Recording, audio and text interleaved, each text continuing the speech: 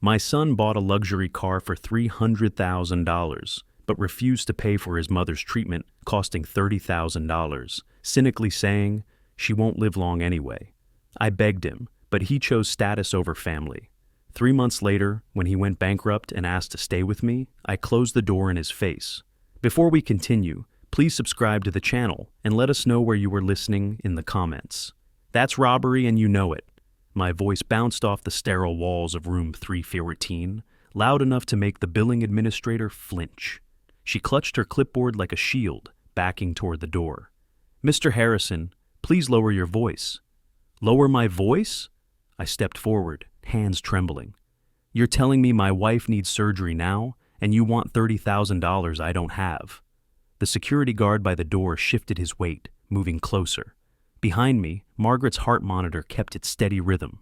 Beep, beep, beep, the only calm thing in this room. I forced myself to breathe. Shouting wouldn't help. Nothing would help, but shouting definitely wouldn't. The administrator muttered something about payment plans and slipped out. The guard followed, leaving me alone with that infernal beeping. I collapsed into the vinyl chair beside Margaret's bed. The armrests were cold, sticky with someone else's fear. Through the window, gray March clouds pressed against the glass. This morning had started so differently. Breakfast at 7, toast, scrambled eggs, coffee. The newspaper spread between us at the kitchen table. Margaret had read me some article about the new downtown development while I pretended to care about anything beyond the business section. Normal, beautifully, perfectly normal. Then she'd gone outside to water her roses. I was washing dishes when I heard the scream. Not a scream, really. More like a surprised gasp that ended too quickly. The plate slipped from my hands into the sink. I ran. She was lying among the rose bushes, one hand still gripping the watering can. Her lips had already turned pale. I dropped to my knees, thorns catching my pants, and pressed my fingers to her neck. Pulse, faint, irregular, but there. The ambulance ride blurred into a nightmare of flashing lights and clinical efficiency. A paramedic fitted an oxygen mask over Margaret's face while asking me questions I couldn't process. How long had she been unconscious? Did she have chest pain before? Was she on any medications? The emergency room was chaos wrapped in fluorescent brightness. Antiseptic smell burned my nostrils. Medical staff in scrubs rushed past, their shoes squeaking on polished floors. A nurse guided me to a waiting area with magazines nobody could possibly read at a time like this. 3 hours. I sat in that chair for 3 hours, watching people come and go, wondering if each approaching doctor was coming for me. Finally, Dr. Reynolds appeared, tall, graying at the temples, exhaustion carved into every line of his face. He sat down beside me instead of standing, which somehow made everything worse. "Mr. Harrison, your wife has severe mitral valve regurgitation. The valve isn't closing properly, so blood is flowing backward into her heart." He used his hands to demonstrate, as if visual aids would make the terror more manageable. "She needs surgery to repair or replace the valve. Without it..." He didn't finish. He didn't need to. Now, 4 hours later, I pulled out my phone with shaking fingers. The banking app took forever to load. Savings account, 15,847.23. Checking, 2,341.67. Credit available, $5,000. I did the math 3 times, hoping I'd somehow added wrong. $30,000 for surgery, plus $2,000 per day for ICU recovery. Minimum 5 days, $40,000 total. I was short by at least $12,000, probably more. We'd been so careful. 37 years of marriage, 37 years of budgeting and planning. Paid off the house 10 years ago. Fixed retirement income, modest but steady. Margaret clipped coupons. I bought generic brands. We were supposed to be fine. The insurance rejection letter had arrived yesterday. Pre-existing condition, they claimed. High blood pressure from 15 years ago meant they wouldn't cover cardiac issues. I'd crumpled it up, thrown it away, told Margaret it was just junk mail. I stood, legs unsteady, and walked into the hallway. Photographs of hospital benefactors lined the walls, smiling wealthy people who donated wings and equipment. I wondered if any of them had ever needed to choose between their house and their spouse's life. I dialed Michael's number from memory. He answered after 5 rings. "Dad, everything okay?" Office sounds hummed behind his voice. Keyboards clicking, phones ringing. "Your mother collapsed this morning. She's in the hospital. St. David's room 314. The words came out flat, rehearsed from repeating them to nurses and doctors. Silence. Then, is she going to be okay? She needs heart surgery, valve replacement. It costs $40,000. More silence. I heard him typing something. Michael, we don't have that kind of money. Insurance denied the claim. I've got about $23,000 available, but... Dad, let me check something. His voice had shifted, taken on that distant quality he used in business meetings. My Q2 projections just came in, and capital is pretty tied up in the expansion. The new office space downtown, you know. She could die, Michael. My voice cracked. Your mother could die. Don't do that. Don't use emotional manipulation. I need to think about this logically. Logically? His mother was dying, and he needed to think logically. How much time do we have? He asked. The surgery needs to happen within a week, maybe less. Okay. I'll think about it. I need to check some things. Talk to my financial advisor. Michael, I said I'll think about it, Dad. I have to go. Meeting in 5. The line went dead. I stood there, phone still pressed to my ear, staring at a photograph of some businessman who donated $1 million to the pediatric wing. The plaque said he'd done it in memory of a beloved daughter. When I returned to the room, Margaret's eyes were open, weak but aware. Did you call, Michael? Her voice was barely a whisper through the oxygen mask. I sat down, took her hand. The skin felt paper thin, like tissue that might tear. He's checking what he can do. She gave me a look. 40 years of marriage meant she could read every lie in my face. But she just squeezed my fingers and closed her eyes. My phone buzzed. Text message from Michael. Can we talk in person? Tomorrow, 2 p.m.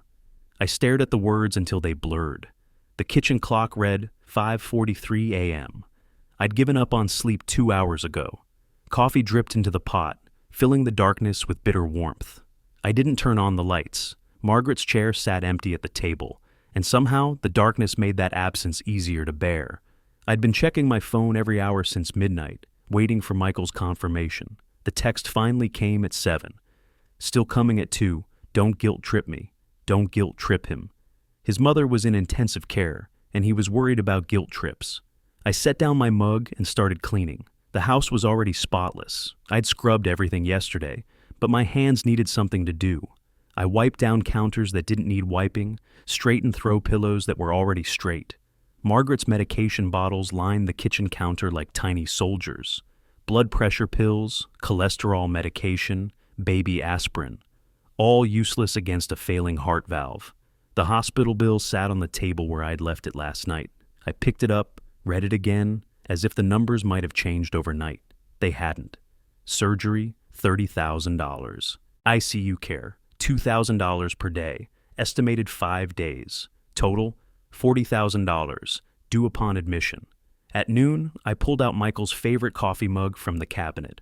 White ceramic with "World's Best Son" painted in blue letters. Margaret had bought it for him 15 years ago. The irony tasted bitter on my tongue. I set it on the counter next to the coffee maker, then caught sight of the photograph on the mantel, Michael's college graduation. All 3 of us smiling in the Texas sunshine. He'd just landed his first job at a tech startup, full of plans to change the world.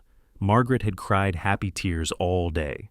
That young man in the photo wouldn't have hesitated. That Michael would have driven straight to the hospital, checkbook in hand. I straightened the picture frame, even though it didn't need straightening. Then I straightened it again. The clock crawled toward 2. At 1:58, I heard the car. Expensive engine purr, smooth and quiet. German engineering, probably. I moved to the window, saw the sleek silver sedan pulling into the driveway.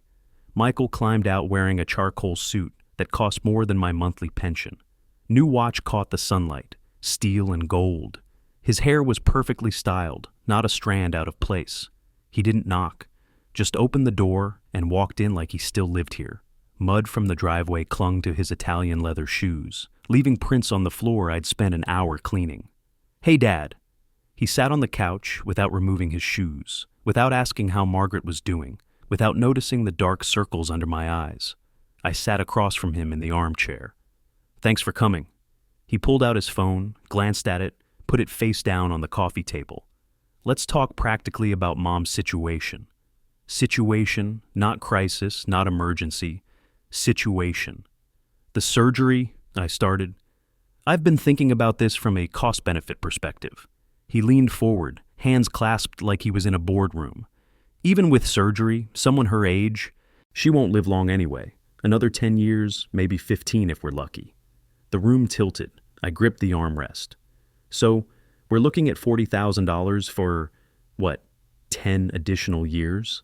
That's $4,000 per year of life, and quality of life metrics post-surgery for someone in her demographic. Stop. My voice came out strangled. Stop talking about your mother like she's a quarterly earnings report. Michael leaned back, his expression shifting to something defensive. I'm just being realistic. You taught me to look at numbers objectively, remember? Business school reinforced that. This isn't business. Everything is business, Dad. Money is money. You need $40,000. I'm explaining why that's not a smart investment. Investment. He called his mother's life an investment.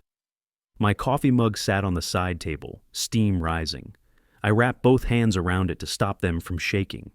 Here's what I think you should do. Michael picked up his phone, swiped through something. Sell the house. Zillow estimates put it around $300,000. That gives you enough for surgery plus a comfortable cushion. You can downsize to something manageable. This house is her home. She wants to recover here. She planted every flower in that garden, chose every paint color. Emotions don't pay bills, Dad. I learned that the hard way in business. Sometimes you have to make difficult choices. He checked his phone again. Notifications kept lighting up the screen. I fought to keep my voice steady. So, you're really saying no to saving your mother? He shrugged, actually shrugged. I'm saying be realistic. I have obligations. The company just secured a major investor, and I need to show strong liquidity. Every cent needs to stay liquid until we close this deal. What obligations are worth more than, Dad, my company is about to close a 7-figure contract. I need every dollar working for me right now. If I pull out cash, it affects my credit ratios, my borrowing capacity. This deal could set me up for life, set him up for life, while his mother's life hung in the balance. I stared at him, really looked at him. Manicured nails, custom suit. Watch that cost more than Margaret's surgery. The company must be doing well. You could afford this, I said quietly. You just don't want to. Something flickered across his face. Guilt, maybe, or just annoyance at being called out. I have to protect my financial position. You understand that, right? You worked in finance. You know about maintaining liquidity. He stood abruptly. I need to go. 3:00 meeting. I followed him to the door. Through the window, I could see his car gleaming in the driveway.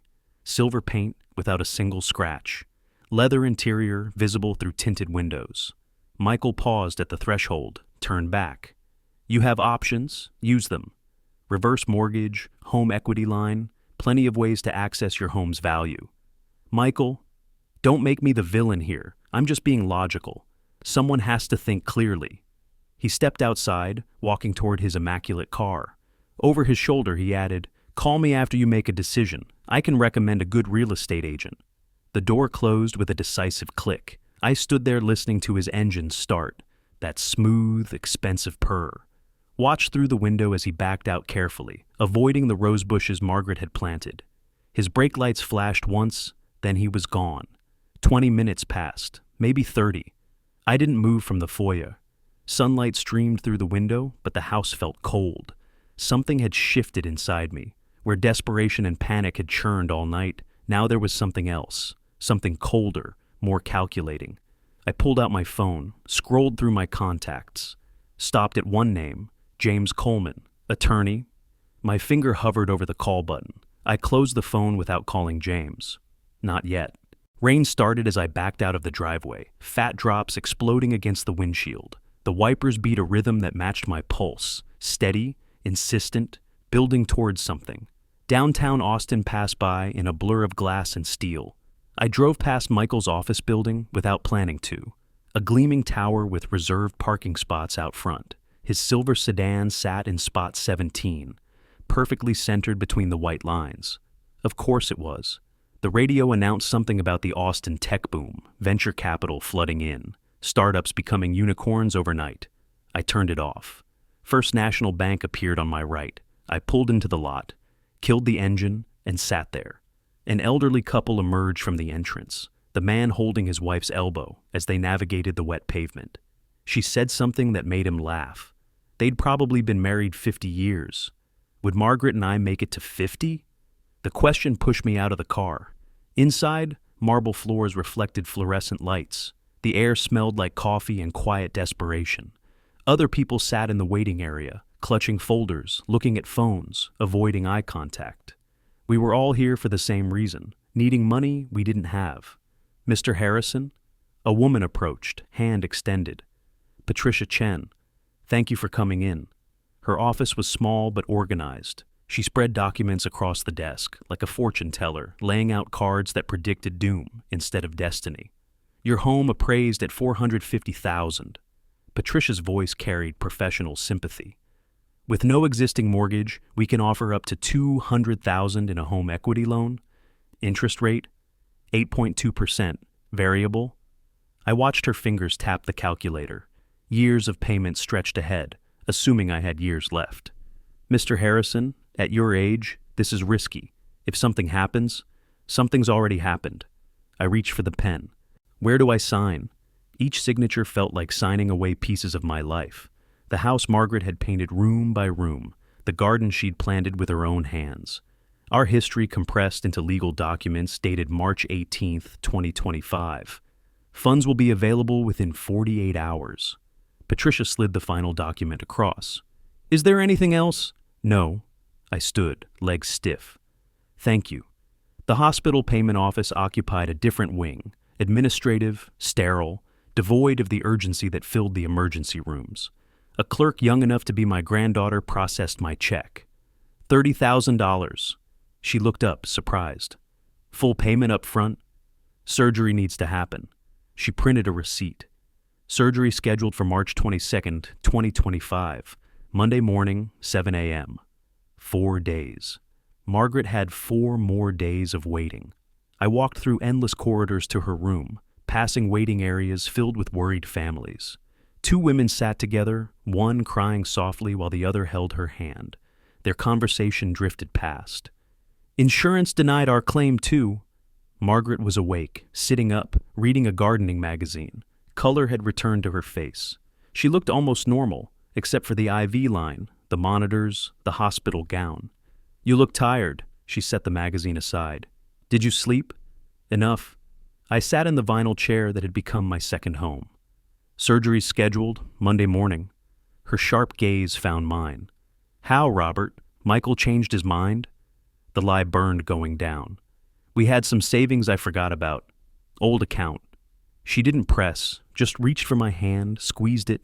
A nurse entered with medication, and we sat silent until she left. Whatever you did, Margaret whispered, thank you.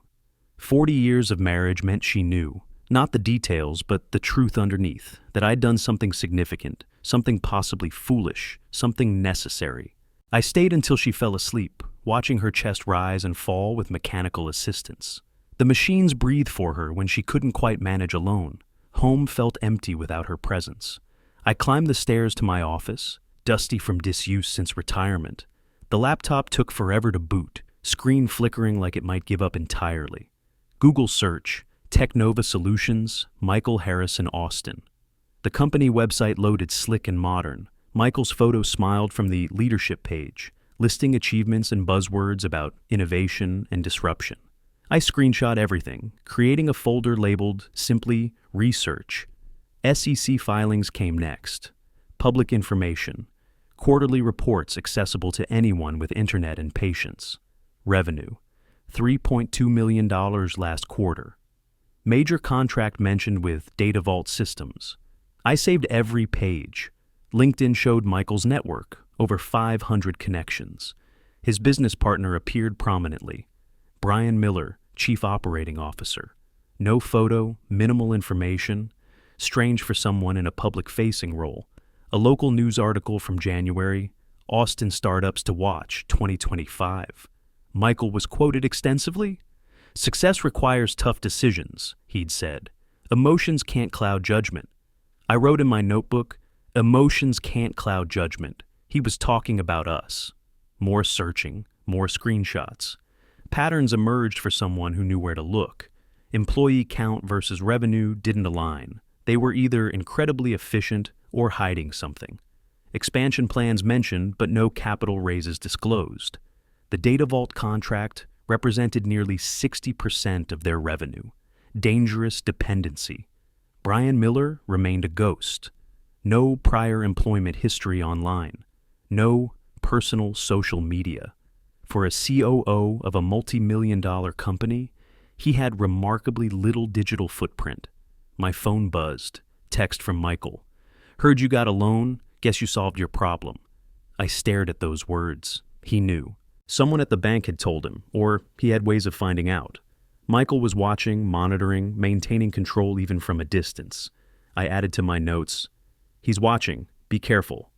The clock read 10:47 p.m. My eyes burned from screen time. I opened a fresh page in the notebook, wrote at the top, "Vulnerable points." Below it, 1. Heavy dependence on data vault contract, 60% revenue. 2. Brian Miller, no background check found. 3. Rapid expansion without disclosed capital. 4.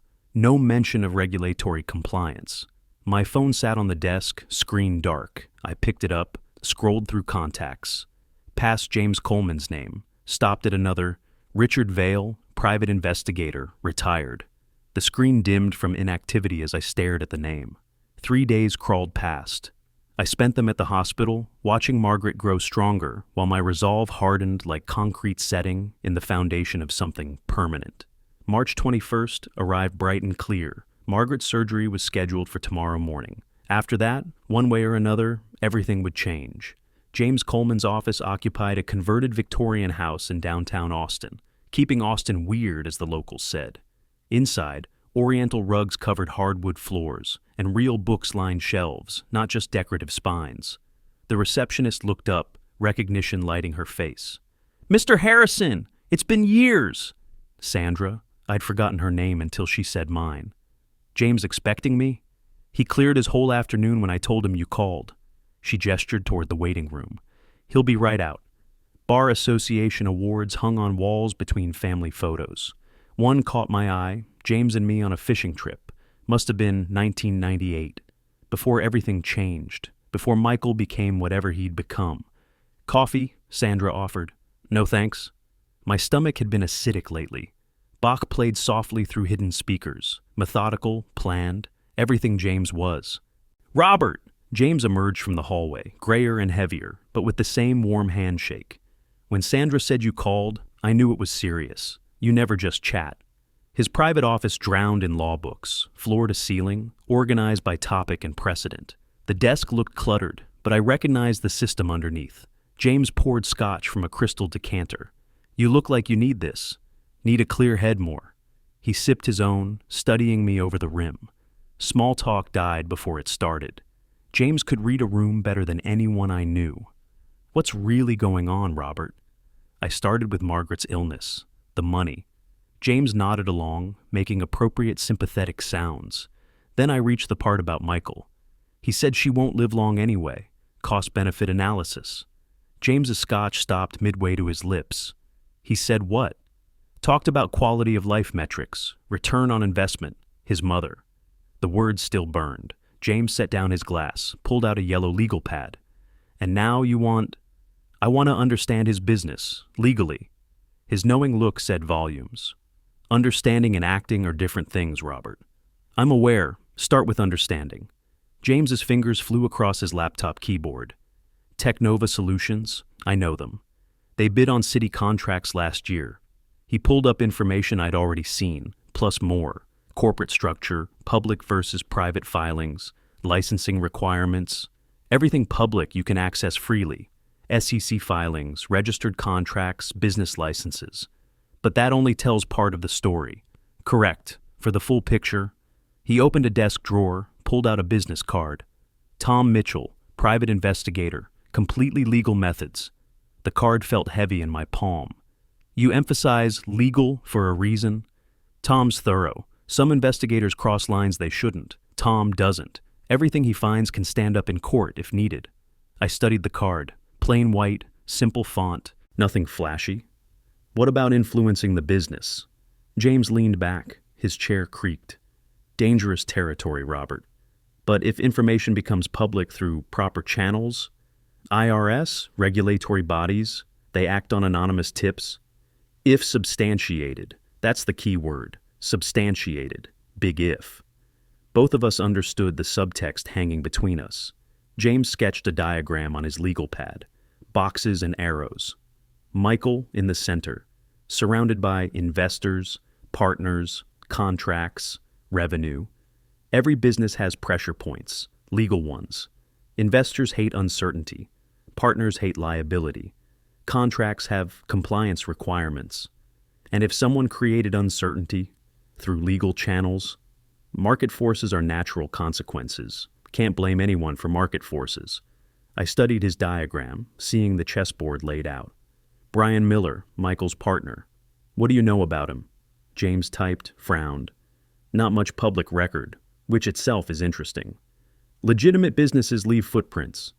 Exactly, unless they're hiding something, or Miller's not who he claims to be. James made a note. Tom could find out, legally. Background checks, employment history, financial records where accessible.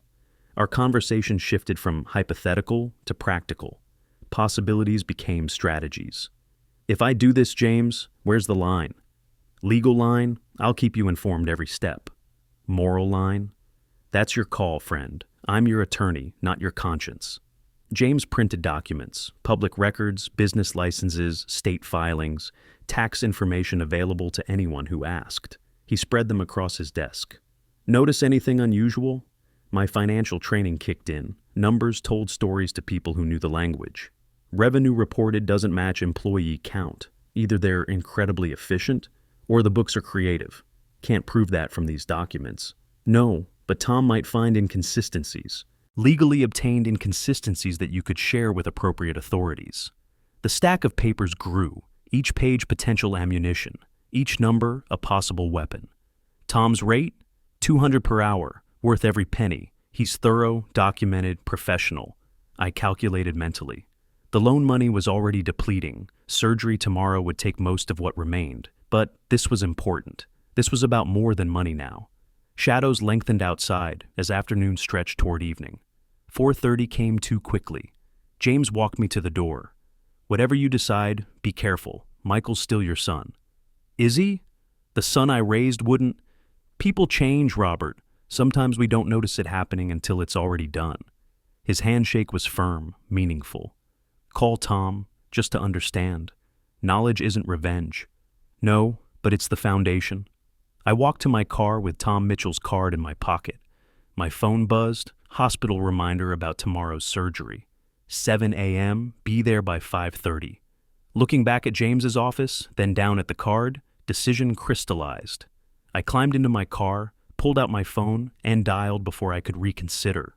Tom answered on the second ring. 3 weeks passed in careful routine. Margaret grew stronger each day, her color returning like spring arriving after winter. Physical therapy exercises in the morning, short walks in the afternoon, early bedtimes while her body healed. Michael never visited. I met with Tom Mitchell twice a week at different coffee shops across Austin. Accumulated information like ammunition. Brian Miller's history read like a cautionary tale. 3 failed businesses, 2 fraud investigations that somehow never resulted in charges, and an IRS inquiry into his last venture that remained mysteriously open. He's using your son's company to rehabilitate his reputation, Tom had said during our last meeting. Classic pattern. On April 12th, a Saturday, Margaret and I were in the living room. She was doing her exercises, arm raises, shoulder rolls, the movements still careful but gaining confidence. Michael hasn't visited since the surgery, she said quietly. He's busy with work. Her silence spoke more than words. We both knew what kind of man our son had become. My phone buzzed in my pocket. 3 missed calls from Tom. I'd call back after Margaret's nap. Then we heard it. Deep engine roar approaching, the sound expensive and aggressive. Margaret froze mid-exercise. What is that noise? Through the front window, I caught a flash of electric blue metal. My stomach dropped. I knew that sound, the precise tone of money spent carelessly. Michael stepped out of a Lamborghini Huracan like a conquering hero returning from war. Electric blue paint caught the sunlight, carbon fiber visible on every edge, temporary plates still attached, brand new. He wore designer sunglasses, Italian shoes that cost more than Margaret's medication. He didn't notice us watching, just ran his hand along the hood lovingly, then pulled out his phone for selfies. Multiple angles, different poses. Finally, he looked up, saw us in the window, and waved enthusiastically. I helped Margaret to the front door. Her grip on my arm tightened with each step. Michael approached with swagger in every movement. "Surprise! Come see what I just bought." The smell of new leather wafted from the open door. Margaret's sharp intake of breath cut through the spring air. V10 engine, 630 horsepower, 0-60 in 2.9 seconds.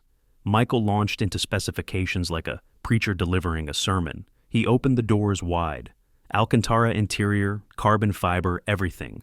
The steering response is incredible. He gestured us closer. Only $300K, but I got a deal through a client connection. Margaret's voice came out weak. $300,000? Michael misread her shock as admiration. I know, right? But image is everything in tech. Clients expect success. You have to look the part. My brain calculated automatically. 10 times Margaret's surgery cost. 10 times the amount he'd refused to help with. When did you buy this, Michael? Picked it up this morning. Been planning for months, though. Had to get on the waiting list. Months. The word hung in the air like poison gas. Margaret needed to sit. She lowered herself onto the porch step, one hand pressed against her chest. Michael didn't notice, still gesturing at his machine. Want to go for a ride? The acceleration will blow your mind. Your mother just had heart surgery.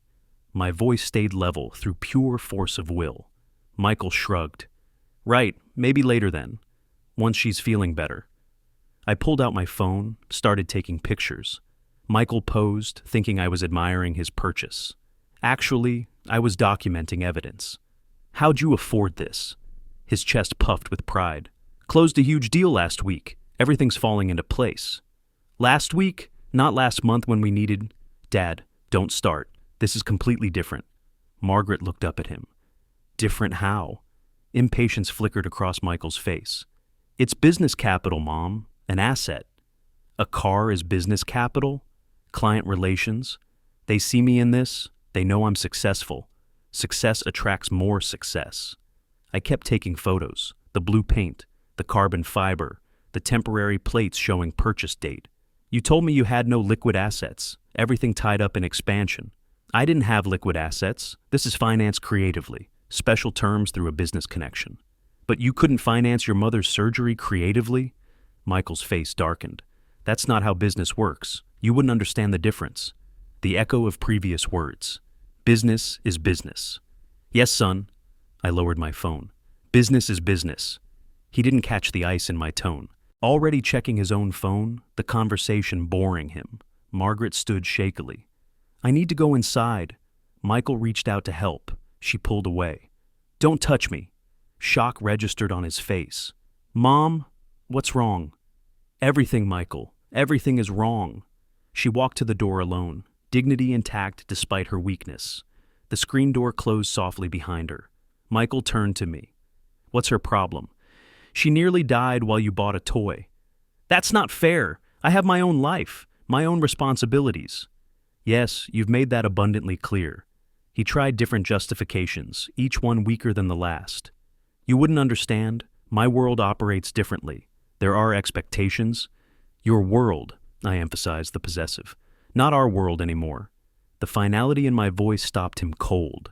We stood there, father and son, with $300,000 of metal and ego between us. His phone rang. He answered without apology. I have to go anyway. Client meeting. Of course you do. The engine roared to life. He revved it unnecessarily, the sound aggressive and adolescent. Blue metal disappeared down our street, leaving an oil stain on the driveway where it had been parked. I stood alone, staring at that dark mark on the concrete, like Michael's impact on our lives, toxic and permanent. Inside, I found Margaret crying silently at the kitchen table, not sad tears, angry ones. He really doesn't care, does he? 40 years of lying to protect him ended. No, he doesn't. My phone vibrated. Tom Mitchell again. This time I answered. Tom, yes, let's meet tomorrow. Everything has changed. 3 more weeks of careful preparation. Tom and I met in coffee shops, libraries, parks, anywhere conversations could blend into background noise. The dossier grew thicker with each meeting. May 3rd arrived overcast, rain threatening but never quite committing, the kind of Texas weather that matches an uncertain mood. Tom sat across from me in a back corner booth, his weathered face showing nothing. He dressed deliberately forgettable, khakis, polo shirt, the uniform of invisibility. A thick manila envelope rested between us on the scratched table. Brian Miller isn't who he claims to be. He slid documents across. My financial training kicked in immediately, reading the story the numbers told. 3 failed businesses in 7 years. 2 fraud investigations that never resulted in charges. Not because of innocence, but because of technicalities and missing witnesses. An IRS inquiry into his previous company still officially open, though no one seemed to be actively pursuing it. He's using Michael's business to wash his reputation clean. Tom's finger traced connections on a printout. Classic pattern. Find a legitimate operation, insert yourself as partner, siphon resources while maintaining plausible deniability. Photos showed Miller at expensive restaurants, private poker games, charity galas, all charged to Technova's company cards. Receipts documented thousands in personal expenses, disguised as business development. This is just what I found through legal channels, public records, court filings, corporate registrations. It's enough. Tom's warning came quiet. Your son won't thank you for this. He made his choice when he bought that car. I paid Tom's final bill, $3,000 in cash. Our handshake concluded weeks of careful work. Be careful, Tom said at the door. Miller has connections, people who don't appreciate scrutiny. Noted. Margaret spent the day at her sister's. I spread documents across our dining table, creating 2 sets of information. One for the IRS, highlighting specific violations, transaction patterns, suspicious timing. Another for William Turner, showing how his investment was being systematically undermined. Yellow highlighter marked key passages. If Miller went down, Technova would lose 40% of its operational capacity. Michael would be left holding ruins. I called James Coleman for final legal clearance.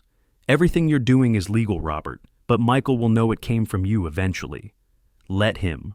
Selecting specific documents for Turner took an hour. Professional folder, clean copies, nothing that looked vindictive. Just facts, numbers, truth. I rehearsed my approach in the bathroom mirror, not revenge. Concerned citizen, protecting an investor from liability. The wedding photo on the mantle caught my eye. Michael, at 22, full of promise. That person had died somewhere along the way, replaced by someone I no longer recognized. Turner's office answered on the 3rd ring. Harrison Capital, how may I direct your call? Robert Harrison for Mr. Turner, regarding Technova Solutions. Hesitation. Mr. Turner is quite busy. It's about protecting his investment, specifically. One moment. The hold music lasted 30 seconds. Then Turner himself. Robert Harrison, Michael's father? Yes, we need to talk, privately. About what exactly? His voice carried suspicion earned from years of business dealings. Information that affects your investment significantly. You'll want to see this in person. Are you threatening me, Mr. Harrison? Protecting you. There's a substantial difference. Silence while he calculated. Fleming's Steakhouse, 1 o'clock. I'll bring my attorney.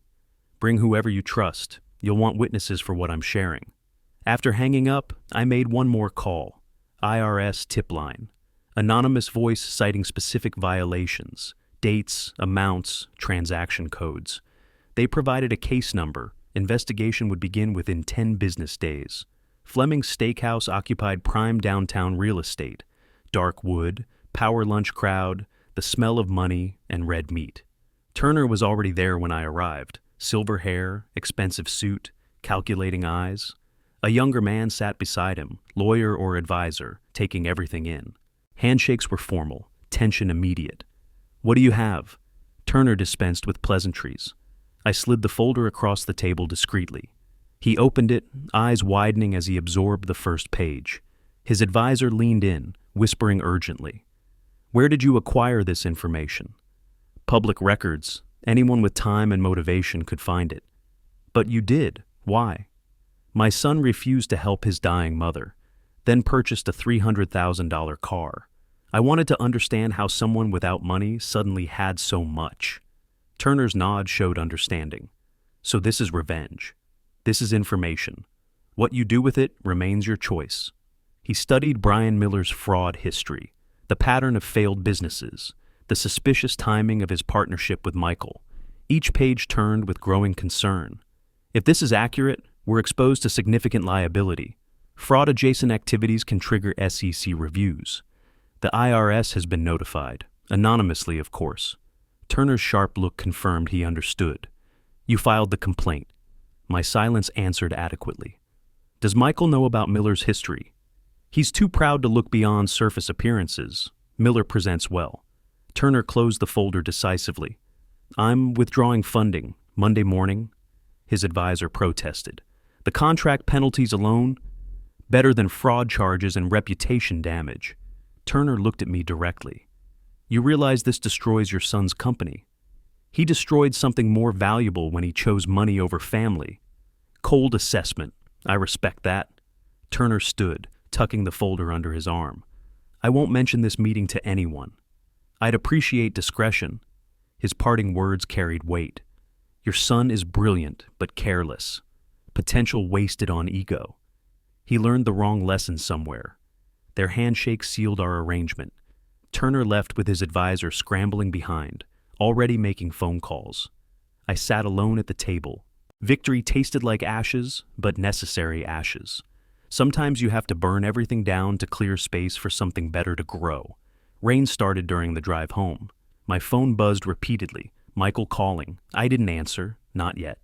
Tomorrow, Turner would withdraw funding. Next week, the IRS would arrive.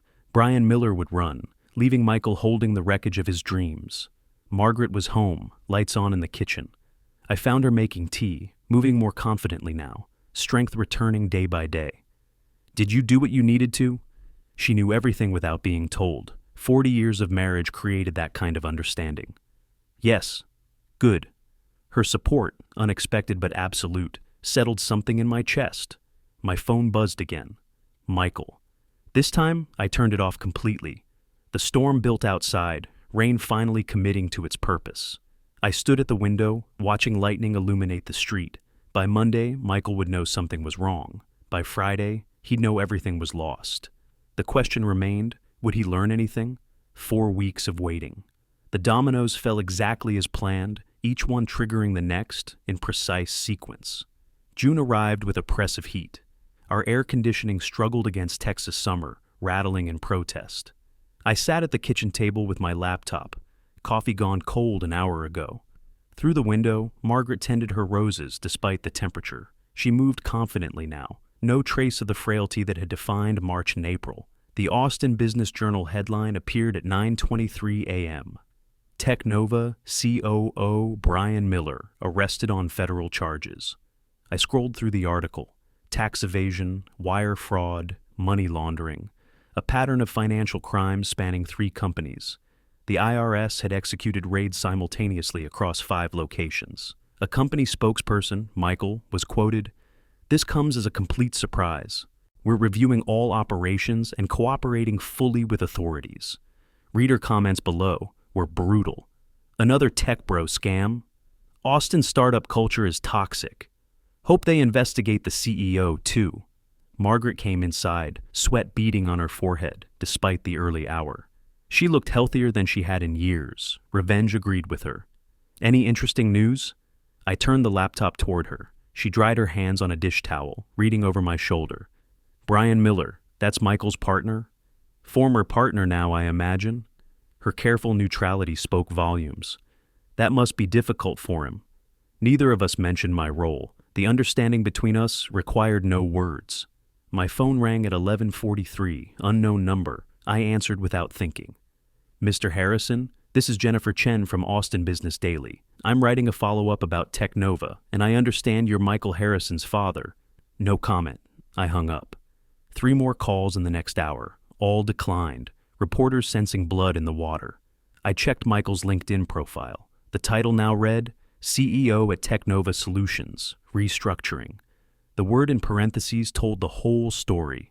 Email from James Coleman arrived at 1:15 p.m. Turner moved fast. Margin call executed Friday. He's out completely. Smart man. Michael's Instagram hadn't updated in 3 days. Unusual for someone who'd posted daily. The Lamborghini was notably absent from recent photos. Text from our neighbor. Saw the news about Michael's company. So sorry. Let us know if there's anything we can do. I didn't respond. What would I say? Margaret brought me a sandwich I hadn't asked for. You should eat. Not hungry. Eat anyway. You'll need your strength for what's coming. She understood perfectly. At 3:17 p.m., Michael called. I let it ring 4 times before answering. Dad, I need to talk to you. His voice sounded different, panic underneath forced bravado. I'm listening. Brian's been arrested. It's completely insane. Federal agents, subpoenas, everything. I saw the news. He was stealing from the company, from me, all this time, and I had no idea. The irony wasn't lost on me. Trust betrayed. Resources stolen. Sound familiar? That's unfortunate. Unfortunate? His voice rose. Dad, Turner's pulling his funding. The entire investment gone. Says we're too much liability risk. Sounds like a smart business decision. Silence on his end. Then, you don't understand. Without Turner, without Brian running operations, your company fails. More silence. When he spoke again, the accusation was clear. You knew, somehow you knew this would happen. How would I know your partner was a criminal? This is about Mom, isn't it? You're punishing me.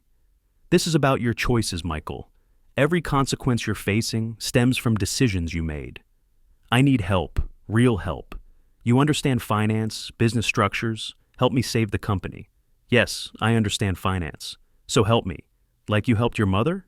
Click. He hung up. The 6 o'clock news led with expanded coverage. Federal investigation expands to Technova operations. An IRS spokesperson in a blue suit stood before microphones. We're following credible tips regarding systematic tax violations and fraudulent reporting. The investigation is ongoing. Michael called again. I declined. His voicemail. Dad, please. I know you're angry, but this is my entire life falling apart. I need you. Margaret stood in the doorway listening. Are you going to call him back? No. He's still our son. He made that relationship conditional on money. I'm just following his example. Text from Michael. At least give me advice. I'm drowning here. I typed carefully. Sell everything. Pay your debts. Start over with nothing, like you expected us to do. His response came fast. That's giving up. I didn't build this to just surrender. That's called facing reality. Something you never learned. You did this. Somehow, you orchestrated all of it. I used his own words from March. You did this when you said she wouldn't live long anyway. Remember those words? No more texts after that. Local news at 10 featured footage of Technova's offices being served federal subpoenas. Boxes of documents carried out. Employees looking shell-shocked. The avalanche I'd started was gaining its own momentum now. At 10:30, Margaret went upstairs. I sat on the back porch in darkness. Neighbor's pool pump hummed. Distant highway traffic provided white noise. My phone lit up. Michael again. This time I answered. They froze our accounts. His voice shook. The IRS. Every account. Standard procedure during investigations. Dad, I'm scared. First honest emotion I'd heard from him in years. You should be. How can you be so cold? I'm your son. I learned from the best, Michael. You taught me that business comes before family. I made a mistake with Mom. I see that now. A mistake? You made a deliberate choice. You calculated that her life was worth less than your image. I'll make it right. I swear. I'll make it right. Too late for that. It's never too late for family. Tell that to your mother's heart, the one that nearly stopped because you valued money more than her life. I hung up, sat in darkness another hour. No satisfaction in revenge, just necessity. Just balance being restored through pain. The banking app on my phone showed the real story. Michael's company owed $2.3 million to various creditors. Tomorrow, James Coleman would start the final phase, buying that debt. 3 more weeks of patient execution. July heat made the air shimmer. James Coleman's conference room was small, documents covering every surface. He orchestrated purchases with surgical precision.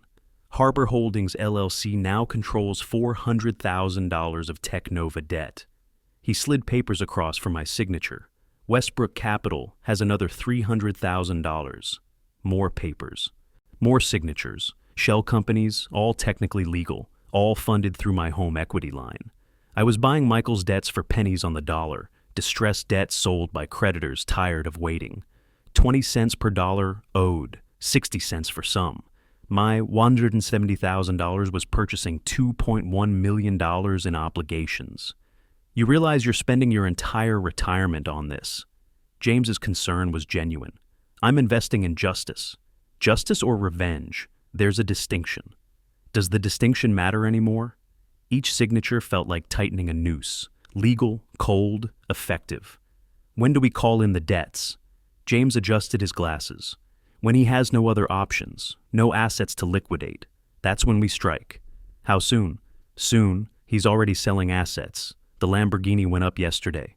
For how much? Listed at $150,000. Half what he paid 6 months ago. Strange how that detail brought satisfaction. Not the money, the symbol, his pride being dismantled piece by piece. My phone buzzed. Michael calling. I declined it in front of James. He knows it's you. James packed documents into his briefcase. He suspects anyway. Can't prove it, but he knows. Good.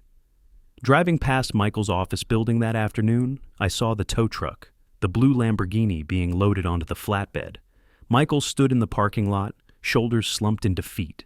The buyer, some young crypto millionaire with money but no taste, handed over a cashier's check while practically smirking.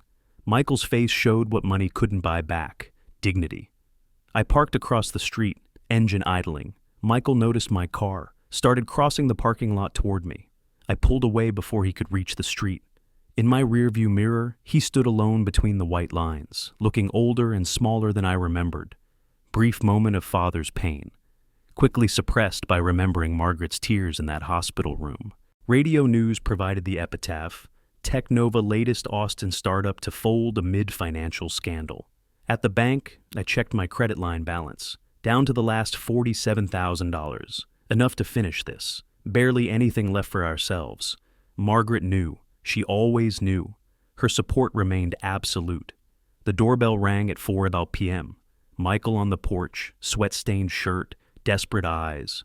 Margaret was grocery shopping. Small mercy. Can I come in? No. We talked on the porch. Neighbors might be watching. Let them. Dad, I need $50,000, just a loan. I'll pay it back with interest. I don't have it. You're lying. You always keep reserves, emergency fund. You taught me that. I mortgaged the house to pay for your mother's heart surgery. Every dollar went to keeping her alive while you bought toys. His face crumbled. That's my inheritance. You mortgaged my inheritance? Your inheritance? Your mother almost died, and you're worried about inheritance? I didn't mean it like that. You meant exactly what you said. You always do. Michael paced the porch, hands pulling through his hair. Someone's buying up my debts, calling them in systematically. It's targeted. It's deliberate. Market forces happens in business. It's more than that. It's orchestrated. His eyes met mine. It's you. Like letting your mother die would have been orchestrated, like buying a $300,000 car while she suffered. I made a mistake. No, you revealed who you are. This is just the consequence. Dad, please. Without this money, I'll lose everything. The condo, the car, everything. You already lost everything that mattered. You lost it in March when you chose money over family. His last desperate attempt: I'll pay back Mom's surgery. Every penny, I swear. With what money? Silence answered everything. Michael remained on the porch, diminishing with each word exchanged. This is killing me. You're destroying my life. I calculated my response carefully. You'll survive. People do. That's all? Just, you'll survive? It's more than you offered your mother when she was dying. Stop throwing that in my face. Stop running from what you did. His anger built. You planned this. All of it. The investigation, Turner leaving, the debt purchases. You planned to abandon us when we needed you most. It's not the same.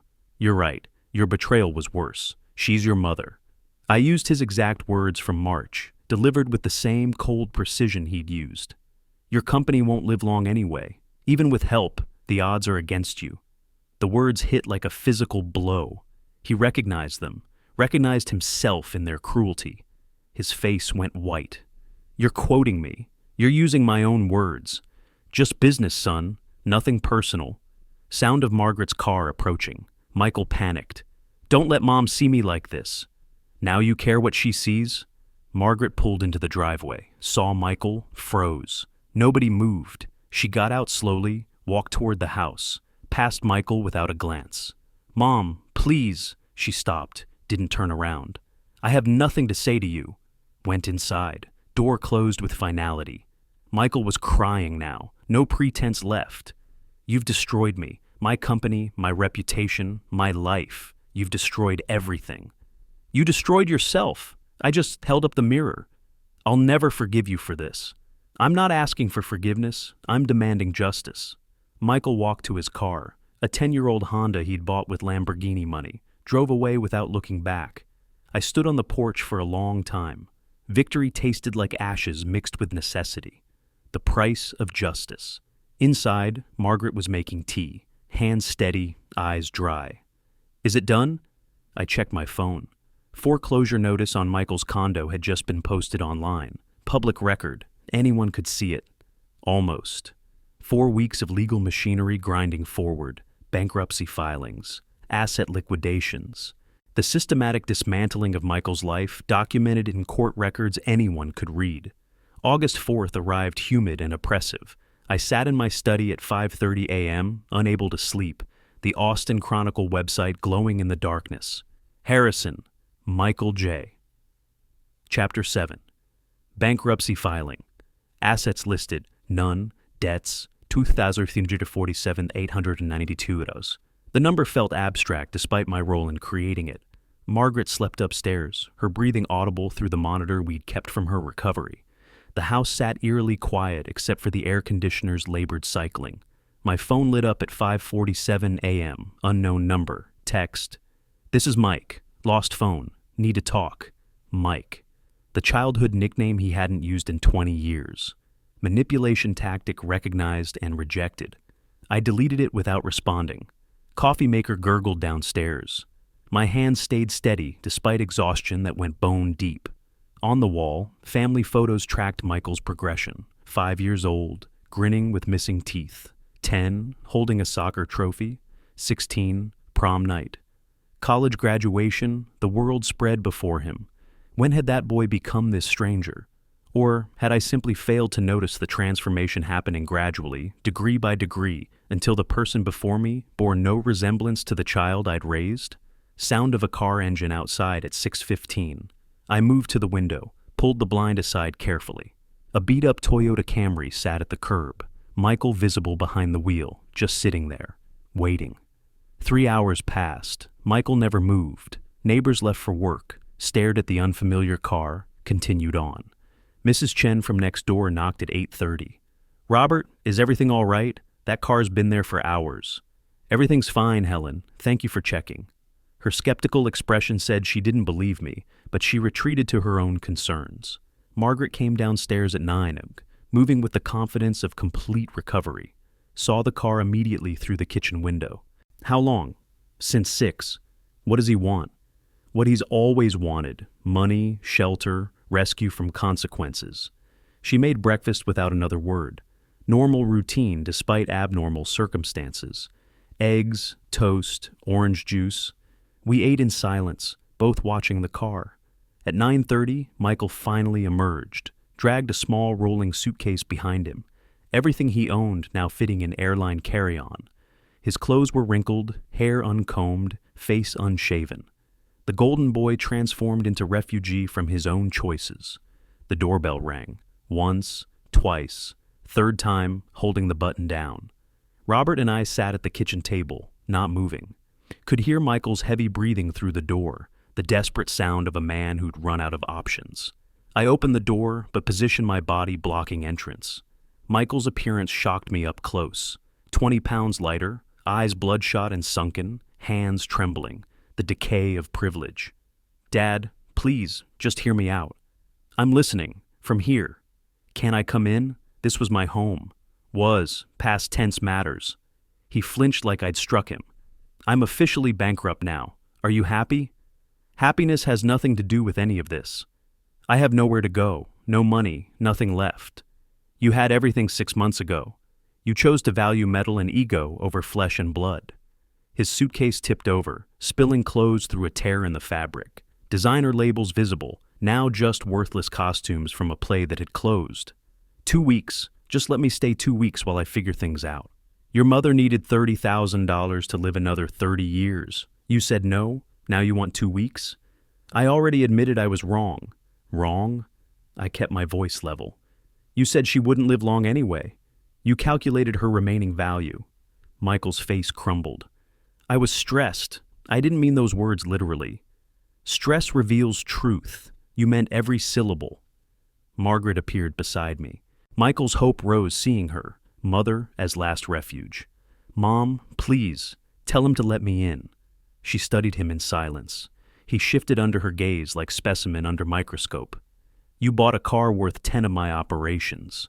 Mom, I already explained that was for business. While I was dying, you bought a toy. That's the fact nothing explains away. Her voice stayed calm, making the devastation worse. I made mistakes, but I'm still your son. My son wouldn't have calculated his mother's expiration date like a business asset.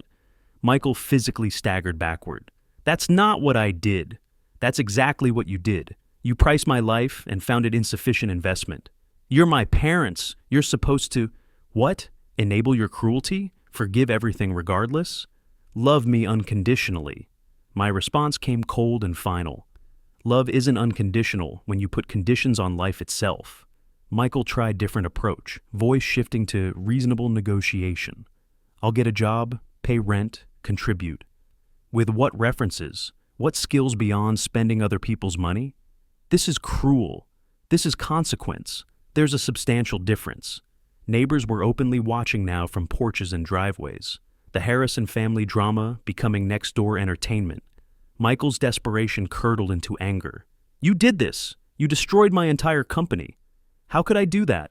The IRS investigation, Turner pulling out, someone buying all my debts. It was you, all of it.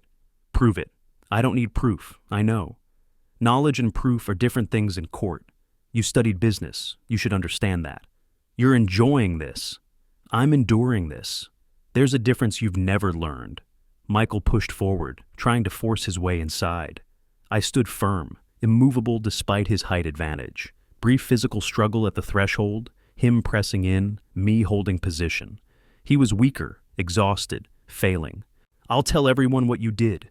Tell them what? That karma exists? That actions have consequences?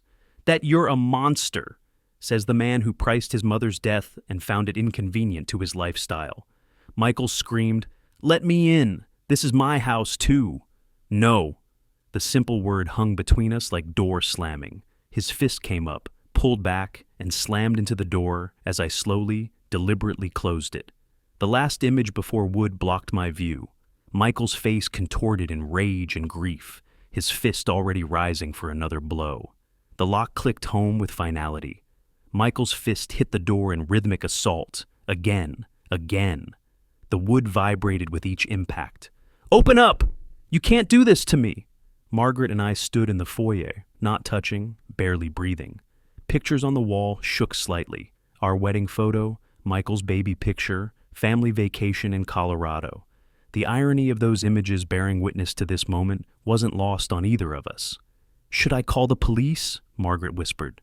"No, let him exhaust himself." The pounding continued. 5 minutes, 10. Between strikes I could hear him sobbing, raw animal sounds of someone who'd finally hit bottom.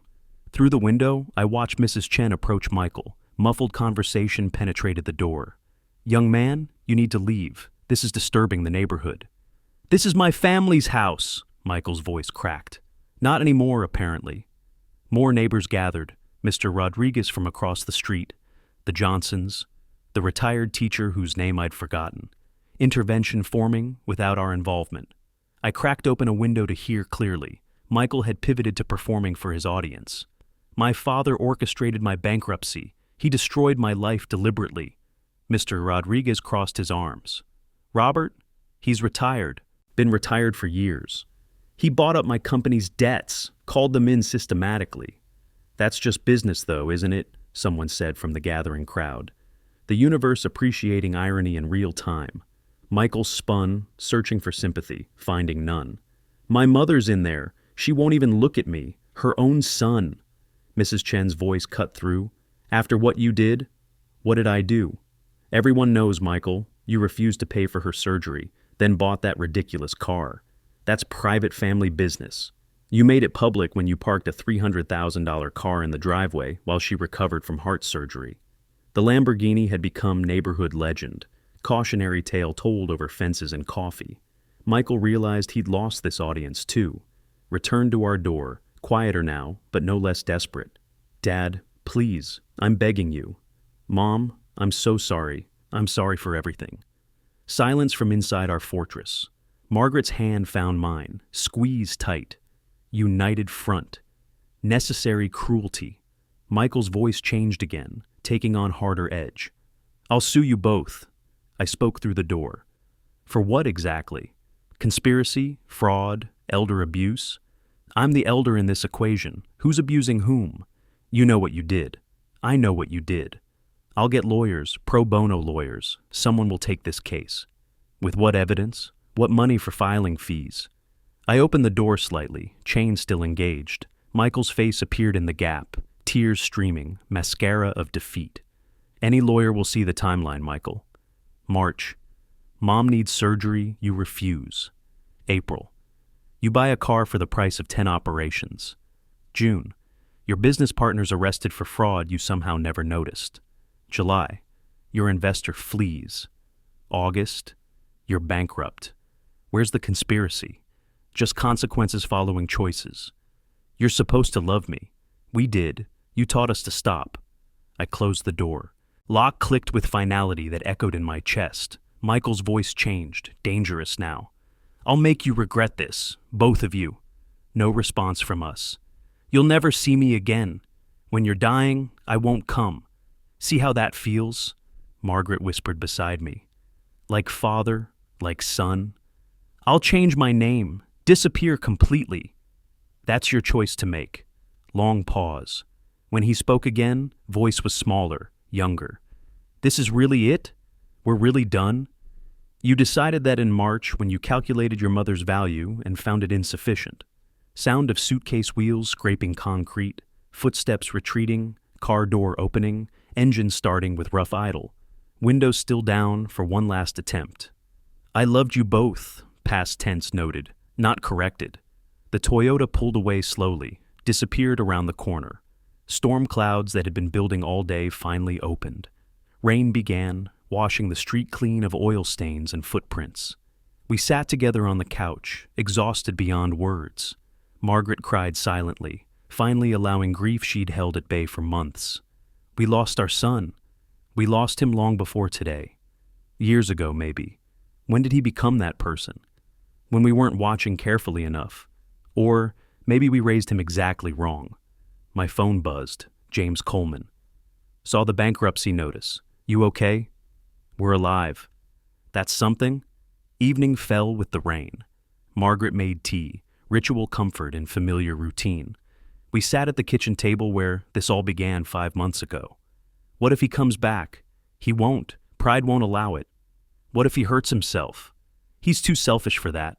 He'll survive. Find someone else to blame. Probably us forever. Hard truth, but accurate assessment based on everything we'd learned. Looking around our home, I cataloged the cost. Heavily mortgaged, retirement savings depleted, comfortable future traded for present justice.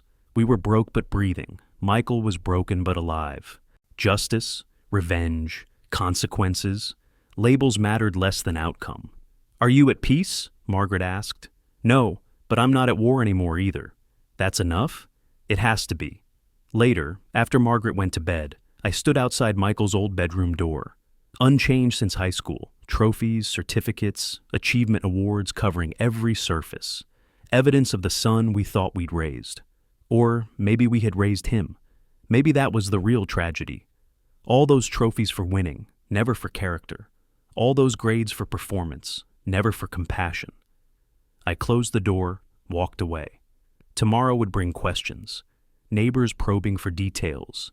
Distant relatives calling with judgment, disguised as concern. Life continuing in the wreckage of what we'd been. But tonight, just silence. The war was over. Nobody had won. Not really. Michael was destroyed. We were diminished. The Harrison family had ended. But Margaret was alive. That had to be enough.